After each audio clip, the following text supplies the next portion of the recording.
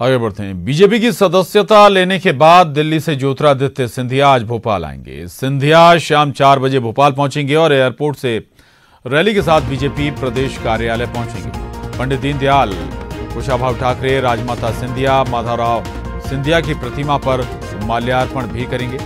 वहीं प्रदेश बीजेपी कार्यालय में कार्यक्रमों के बाद रात्रि विश्राम भोपाल में करेंगे ज्योतिरादित्य सिंधिया और 13 मार्च को दोपहर 2 बजे राज्यसभा के लिए नामांकन फॉर्म जमा करेंगे।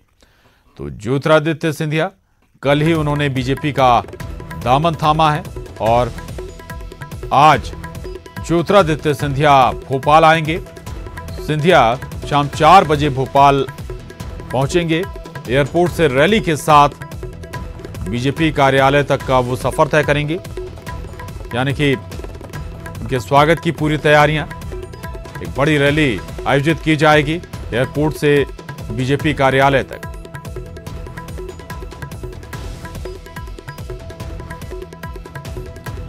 और एक और अहम खबर यह कि एमपी में सियासी उठापटक के बीच राज्यपाल आज भोपाल लौटेंगे। लखनऊ से आज राज्यपाल लालजी टंडन भोपाल लौट आएंगे। राज्यपाल के लौटते ही फैसला होगा। जो सिंधिया समर्थक 6 मंत्री हैं, हो सकता है, माना जा रहा है कि उन पर राज्यपाल फैसला ले लें। तो लखनऊ से अपनी छुट्टियां खत्म कर राज्यपाल लालजी टंडन आज भोपाल लौटने वाले।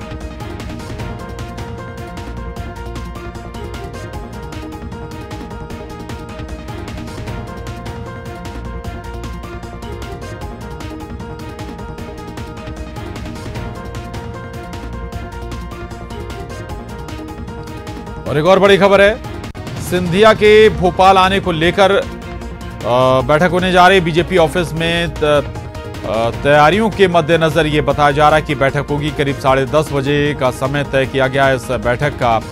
तो ये बड़ी खबर एक और बीजेपी खेमे से सिंधिया के भोपाल आने को लेकर बैठक। बीजेपी ऑफिस में तैयारियों के मद्देनजर ये बैठक आयोजित की जाएगी। सुबह 10:30 बजे बैठक बुलाई गई है। तो ज्योतिरादित्य सिंधिया आज भोपाल आने वाले हैं बीजेपी की सदस्यता ग्रहण करने के बाद, और उसके मद्देनजर एक अहम बैठक बीजेपी कार्यालय में बुलाई गई है भोपाल में, क्योंकि एक रैली भी आयोजित होनी है एयरपोर्ट से लेकर बीजेपी कार्यालय तक।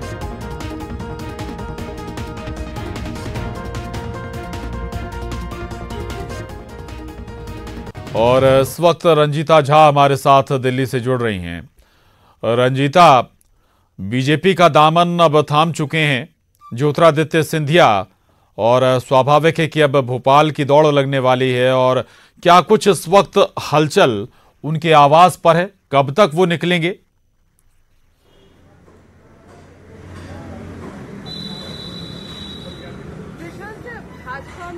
हो चुके हैं ज्योतिरादित्य सिंधिया, और कल भाजपा में शामिल होने के बाद जब वो देर शाम अपने घर लौटे तो मीडिया वाले इंतज़ार कर रहे थे। कई उनके समर्थक भी थे जो उनका घर के बाहर इंतज़ार कर रहे थे। उन लोगों से मुलाकात की, उन्होंने कुछ बातें भी की ऑफ रिकॉर्ड, लेकिन मीडिया में बात करने से बचे ज्योतिरादित्य सिंधिया, क्योंकि उनको ये लग रहा है कि सवाल कई हैं मीडिया के पास, खासकर गांधी परिवार से जुड़े हुए। जिस तरह से राहुल गांधी से पूछा गया था संसद में कि ज्योतिरादित्य सिंधिया ये कह रहे थे कि उनको मिलने का समय नहीं दिया जाता, तो उन्होंने साफ तौर पर ये कहा कि वही एक ऐसे व्यक्ति है जिनके लिए 24 घंटे मेरे घर का दरवाज़ा खुला हुआ है।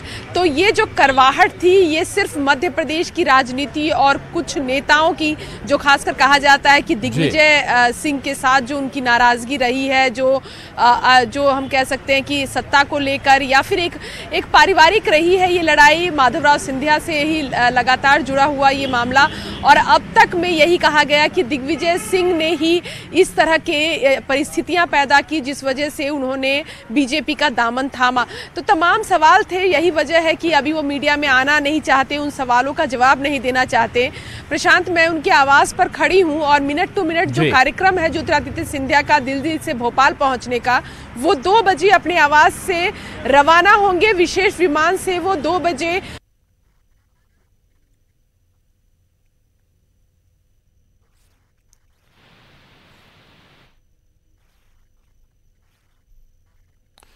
रंजीता झा हमारे साथ लगातार बनी हुई, लेकिन एक बार फिर आपको बता दें, दरअसल ज्योतिरादित्य सिंधिया, जैसा कि रंजीता बता रहे हैं, 2 बजे वो अपने आवास से विशेष प्लेन से निकलेंगे। स्पेशल प्लेन से वो रवाना होंगे।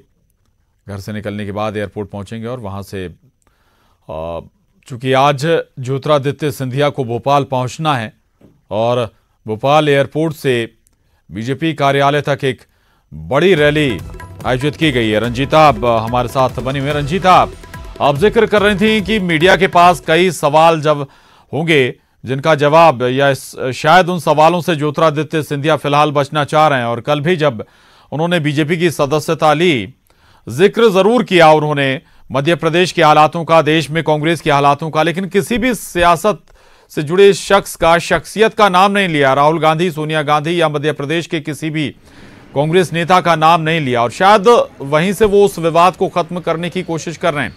लेकिन राहुल गांधी के जवाब से एक सवाल जरूर खड़ा होगा कि क्या मध्य प्रदेश में राहुल गांधी, सोनिया गांधी दखल देने की स्थिति में नहीं थे?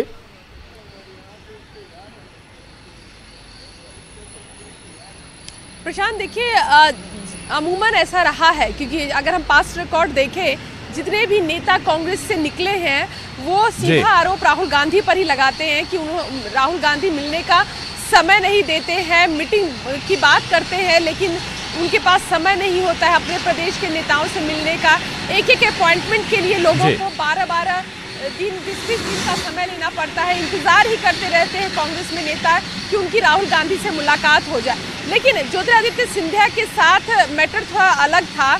जिस तरह से, अगर आपको याद हो कि कल जब वो बीजेपी की सदस्यता ले रहे थे, तो उन्होंने जितने भी आरोप लगाए, जो भी उनकी जो अंदर जो उनकी चीजें चल रही थी कांग्रेस पार्टी को छोड़ने के बाद, वो साफ तौर पर पूरी राजनीति को मध्य प्रदेश से जोड़ रहे थे। और उन्होंने ये कहा भी था कि मेरा दिल जो है वो मध्य प्रदेश के लिए धड़कता है और मध्य प्रदेश की जनता के लिए आज मैंने ये फैसला लिया है। व्यथित थे वो, क्योंकि कल जब वो ऑफ रिकॉर्ड, जब सदस्यता लेने के बाद 8, साढ़े 8 बजे का समय था, जब वो अपने घर पर दोबारा लौटे, अपने परिवार के साथ वो बाहर गए थे, और जब वो वापस लौटे तो मीडिया ने ये कोशिश की कि एक बार वो बात करें कैमरे पर, लेकिन कैमरे से दूर उन्होंने ऑफ रिकॉर्ड जो बातचीत की उसमें से कुछ चीजें मैं बताना चाहूंगी। उन्होंने साफ तौर पर यह कहा कि गांधी परिवार के साथ किसी तरह की खटास नहीं है, मेरी उस परिवार से मेरा पारिवारिक संबंध है और उसको मैं बरकरार रखना चाहता हूं। ये तमाम चीजें उनकी तरफ से कही गई, और साथ ही ये भी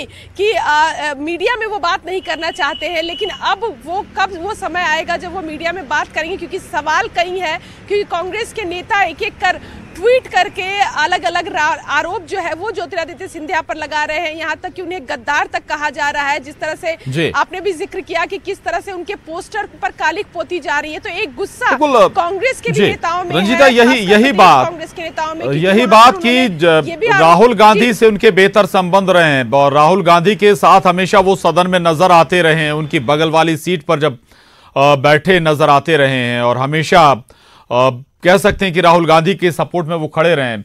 प्रियंका गांधी से भी कहा जाता है कि बहुत अच्छे संबंध हैं ज्योतिरादित्य सिंधिया के, बड़ी अहम मजबूत स्थिति में थे केंद्र में कांग्रेस में।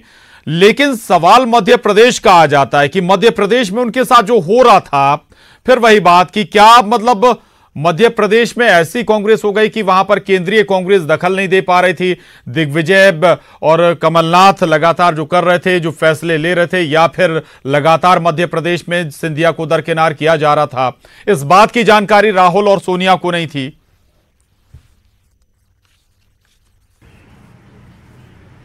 देखिए प्रशांत, निश्चित तौर पर जानकारी उनको थी, क्योंकि जिस तरह से सरकार बनने के बाद से 18 महीने जो ये सरकार चली, और उसमें जब जब सिंधिया ने अपनी बात रखने की कोशिश की, ये भी कहा जा रहा है दिग्विजय खेमे की तरफ से कि कैसे उनका सम्मान नहीं किया गया। 6 मंत्री उनके कहने पर बनाए गए, लेकिन उन्हीं मंत्रियों ने कई बार इशारों से ये कहा मीडिया में कि उन्हें काम नहीं करने दिया जाता है। जब वो किसी बड़े काम को लेकर जाते हैं तो मुख्यमंत्री तक उनके काम में रोड़ा डालते हैं। तो इस तरह की भी चीजें जो है वो जो सिंधिया समर्थक मंत्री हैं, जो विधायक हैं, उनको फेस करना पड़ रहा था और हर चीज के लिए जद्दोजहद करनी पड़ रही थी सिंधिया को।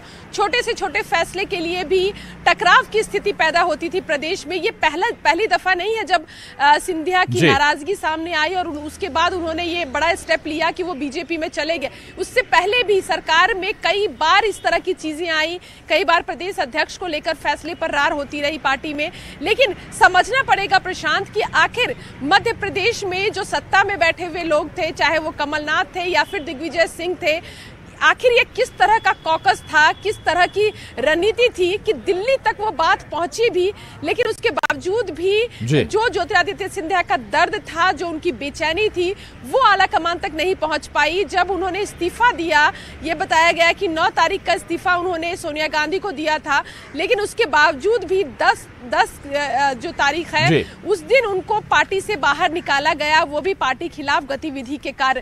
तो इस तरह का कॉकस आखिर किस तरह से किया गया, आला कमान को किस तरह से भ्रमित किया जा रहा था, ये एक सोचने वाली चीज है। क्योंकि राहुल गांधी बिल्कुल स्वाभाविक इसका विश्लेषण जरूर होगा और ऐसा नहीं है कि पार्टी भी अपने स्तर पर इस पर जरूर विचार कर रही होगी, क्योंकि एक मजबूत स्तंभ के तौर पर कांग्रेस के जाने जाते थे ज्योतिरादित्य सिंधिया, जिन्होंने अब साथ छोड़ दिया। रंजीता, मैं आपके पास आऊंगा दोबारा मानेसर से।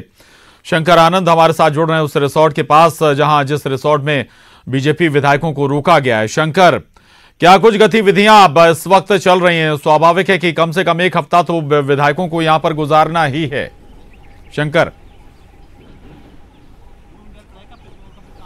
निश्चित तौर पर देखिए प्रशांत, यहाँ पर विधायकों की अगर बात करें तो यहाँ पर एक सप्ताह काफ़ी अच्छे तरीके से यहाँ पे बिताया जा सकता है। और इस रिसोर्ट की अगर बात करें तो इस रिसोर्ट के अंदर में गोल्फ खेलने की भी व्यवस्था है, स्विमिंग की भी अच्छी व्यवस्था है, घूमने फिरने का बहुत अच्छा व्यवस्था है। और ये पूरा अरावली पहाड़ पे स्थित ये रिसोर्ट है। तो यहाँ पर व्यवस्थाएं अंदर काफ़ी है और हमारे जो सूत्र बताते हैं कि आज सुबह में बीजेपी के जो विधायक हैं अंदर में गोल्फ खेलते भी नजर आए और कुछ स्विमिंग करते भी नजर आए। तो यहाँ पर रिसोर्ट के अंदर में जो तमाम व्यवस्थाएं हैं, क्योंकि अब रिसोर्ट के बाहर जाने की इजाज़त किसी को भी नहीं दी जा रही है, तो रिसोर्ट के अंदर में जो भी व्यवस्थाएं हैं उसमें ही मन बहलाने के लिए 2 ही चीज़ वहाँ पे हैं, या तो आप अंदर घूमिए फिरिए या बैठ कर टेलीविज़न देखिए। तो यहाँ टेलीविज़न की भी अच्छी खासी व्यवस्था है। तमाम जो विधायक हैं वो बैठ करके आपस में बात विमर्श कर रहे हैं और बात विमर्श करने के साथ साथ वहाँ पर जो स्क्रीन है, टीवी स्क्रीन पे बाकायदा बैठ करके दिन भर की जो गतिविधियाँ होती हैं उसको देखते हैं। और ख़ास तौर पर कि किस तरह से, चाहे कांग्रेस के खेमे की बात हो या बीजेपी के खेमे की बात हो, या जिस तरह से बाकायदा मध्य प्रदेश को लेकर एक राजनीतिक उठक पटक चल रही है, जिस तरह से बाकायदा ये राजधानी दिल्ली की बात करें या मानेसर की बात करें या बेंगलुरु की बात करें या जयपुर की बात करें, इन तमाम पूरे अलग अलग लोकेशंस की जुड़े हुए तमाम जो इनपुट्स हैं बाकायदा उसको ये तमाम विधायक यहाँ पे मीडिया से कोई बात करने की गुंजाइश बन पा रही है क्या इन विधायकों के जरिए, या फिर ये इस रिजॉर्ट के अंदर ही हैं, बाहर निकलने की भी मनाही है? शंकर,